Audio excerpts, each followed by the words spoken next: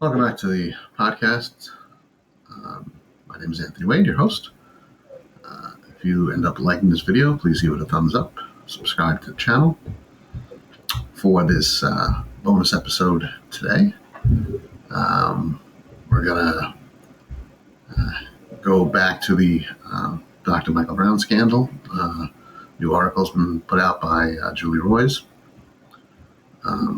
For the uninitiated, Dr. Brown is being charged. Some people from his past, 20 years ago, have made allegations related to what amounts to clergy sexual abuse.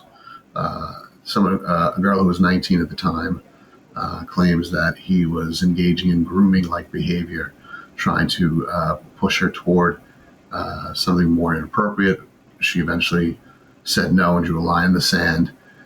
So the activities were things like, kissing on the lips, sitting on his lap, patting her on the bottom, which all sound pretty benign, but you have to understand that, these are progressively advancing, and if she didn't draw a line in the sand, that's how you end up with something more serious. And the other thing is the hypocrisy, because he was building at the time this grand holiness ministry that would basically establish his entire career that he enjoys today. And there's witnesses to this who basically testify that, he was puritanical in his insistence on holiness, and even married couples couldn't show public affection and things like that. And at the same time, he's engaging in this kind of relationship with this 19-year-old. The second victim, who's since passed away in 2020, but the husband has come forth as a witness to say that he developed an inappropriate relationship with her, even though obviously he was married to Nancy and she was married to her husband at the time. That ultimately culminated in what amounts to phone sex. And he was trying, I think, to meet up with her, and she was basically drawing her line in the sand. And the husband actually confronted him. So then when these allegations came out, Dr. Brown basically did the old, accusation two-step. Him and his minions came out and basically accused, blamed the victim, shamed the victim. He sent out like a fundraising email claiming that his ministry was under the attack of Satan. Just real kind of vile, despicable stuff. So, he could have, headed this off 20 years ago and confessed to his elders and done some kind of a restoration process, because it's not as certainly as egregious as Mike Bickle.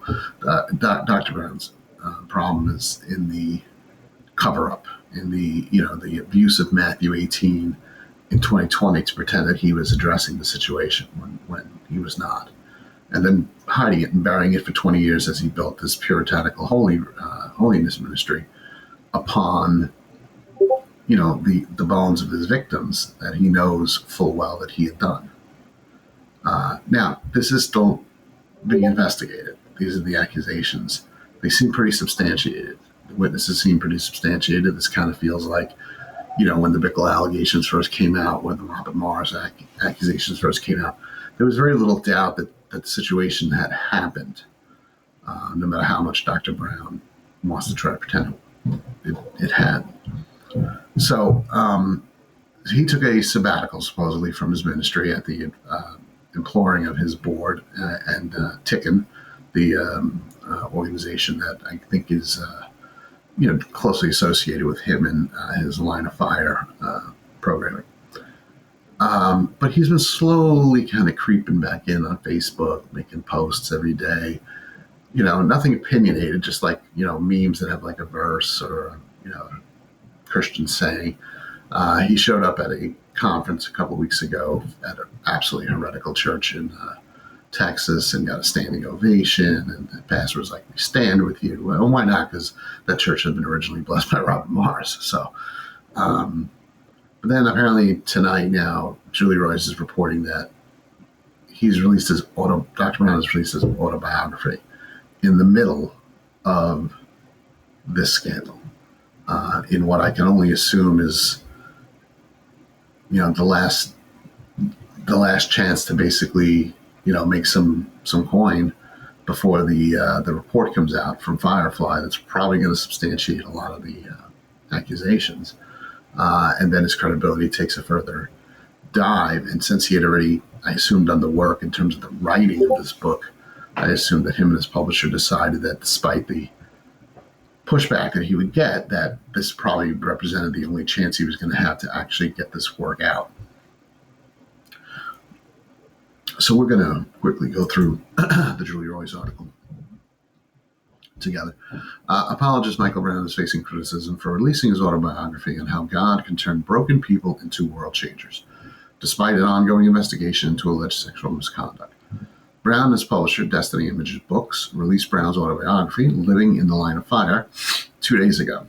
Meanwhile, Firefly, the firm hired by the board of Brown's ministry, is still actively investigating Brown.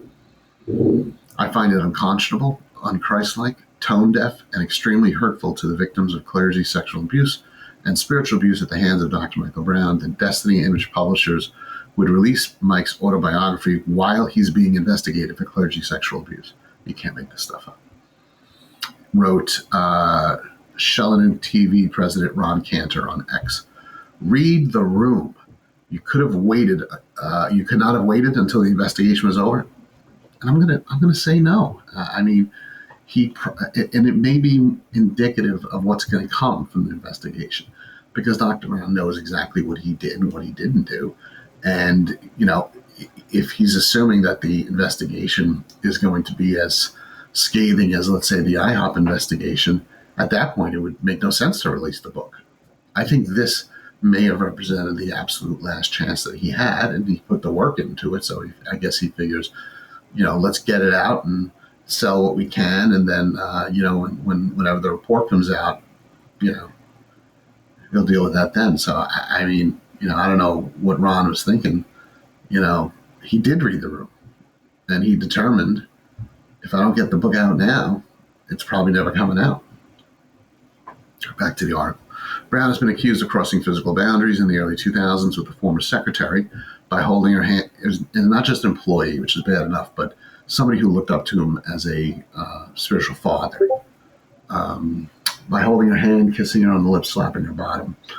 Brown has denied any sexual components of the relationship, but says he lacked judgment. Do you think?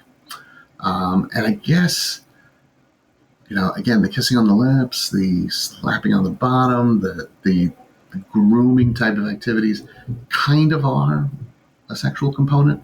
Not as bad as, let's say, the phone sex with the other lady, but still. Brown has also been accused of engaging in an inappropriate relationship with a married congregant. That's the other one we're talking about. He's denied committing adultery, saying that he had an emotional, not a physical tie with her. I will make the argument that if the accusation is true, phone sex is a physical tie, not really an emotional tie. I'll leave it up to the individuals in their relationships to determine if it crosses the line into some form of adultery, but it certainly does not strike me as being holy. Where your money is, that's where your heart will also be, wrote Grit in the Wild podcaster Adam Short on X. They should add a chapter about his abuse. Getting the feeling they will do that. 100 years from now, people will praise Brown as a righteous man while have no clue that he sexually abused people. We're watching how they rewrite history to sanitize it. I think this is something where Brown backers are going to be Brown backers. Just like what we see, let's say, with the cult of personality that is Donald Trump. One of the most honest political statements he ever made is, that he could shoot somebody at Fifth Avenue and he wouldn't lose a voter, because that's really what a cult is. And in a lot of ways, Dr. Brown has created this, this sealed bubble where the only people that are allowed to speak, on his site and on his, articles are complete sycophant worshipers and who deify him. Everybody else is deemed to be, working for Satan or, I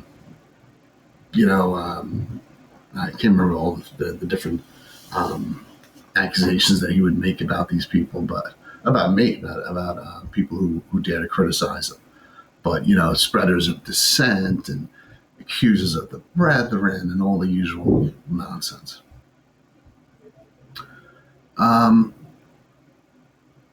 The Roy's report emailed Brown to seek comment on the criticism. Brown did not respond. The board of the Line of Fire, Brown's speaking ministry, has previously stated that Brown will take time off.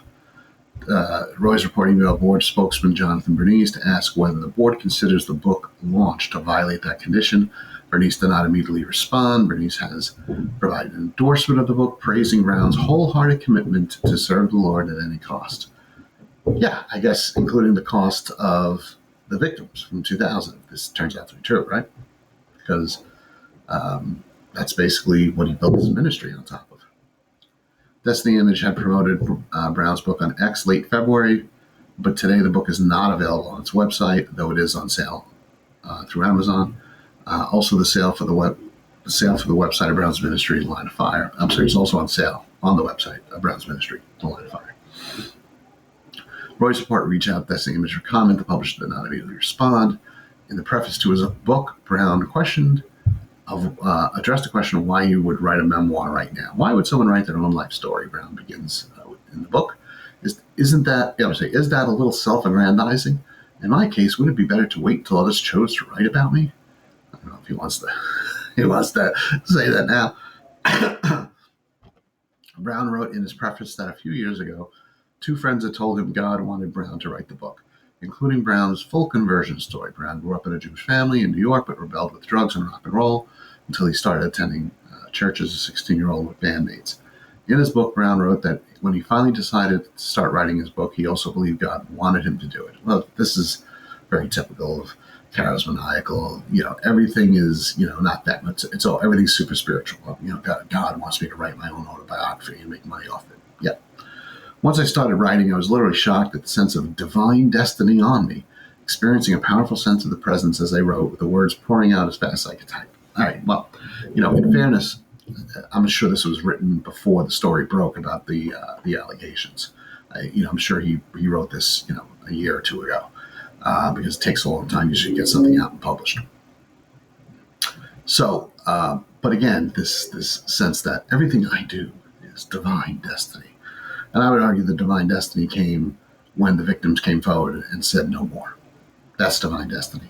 God says what is in the dark will be brought into light. Brown next wrote that God often sent someone at the right time to his life to change him. Yeah, you think so?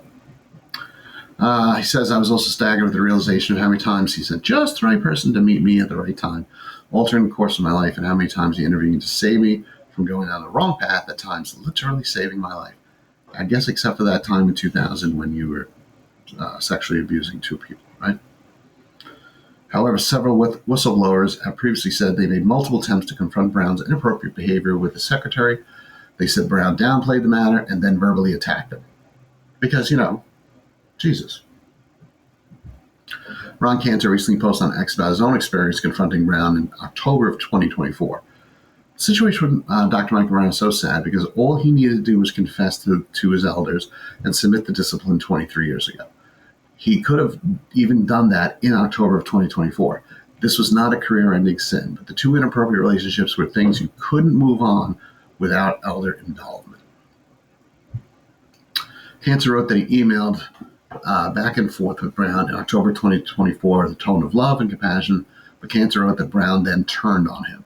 He told my peer leaders at Ticken that I was trying to destroy his life and ministry, and that I was being used by Satan to keep him from his efforts to bring revival and cultural reformation, Cantor wrote.